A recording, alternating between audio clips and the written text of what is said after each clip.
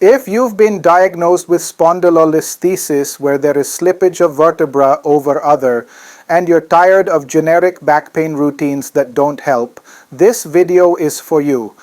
In this video, we are going to show you highly effective and unique exercises that focus on spinal stability, deep core activation, and pain relief, all rooted in modern neurorehabilitation.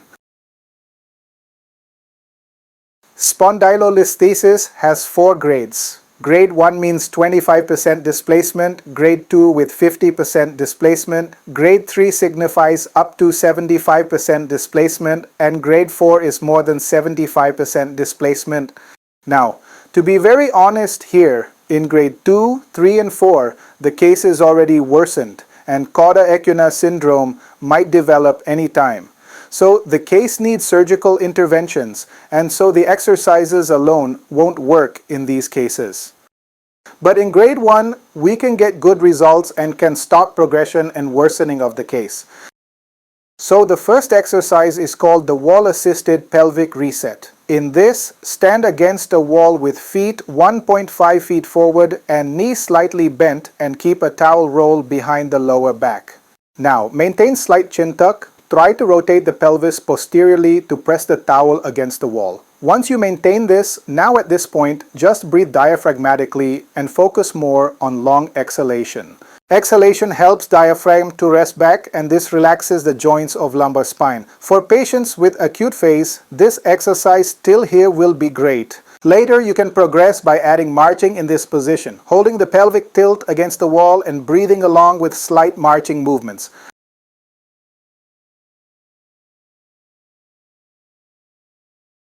The second exercise is also known as reverse dead bug wall press. In this exercise, lie down with legs placed on wall at 90 degrees and keep a towel roll below the lumbar spine. Now, tilt the pelvis posteriorly to press the towel, keep the buttocks squeezed, and breathe diaphragmatically. For patients in acute pain, this exercise will be very beneficial. Also, instead of towel, a hot water bag can also be kept under the lumbar spine for pain relief. Now to progress, push the wall with legs to activate the glutes and perform very gentle head and trunk lifts.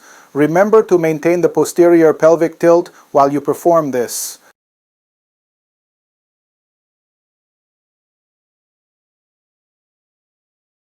The third exercise is standing step down. In this, stand on a stepper or a higher ground and hold the chin tuck with posterior pelvic tilt. With both hands crossed, step down with one leg at a time while maintaining the correction. Repeat on the other side as well.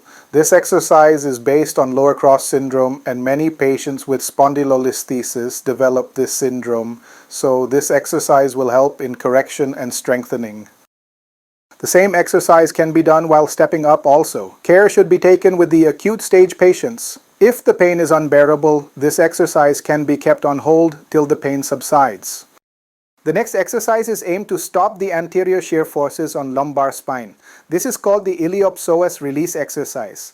Lie down with one leg off the couch and maintain the posterior pelvic tilt. Now the other leg is pulled towards the chest while posterior pelvic tilt is maintained. Perform this on both sides to release the tight iliopsoas muscle. Start slow, stay consistent, and listen to your body. If this helped you, give it a like, share it with someone struggling with back pain, and don't forget to subscribe for more clinically backed physiotherapy videos. Until next time, keep learning, keep sharing, and stay connected.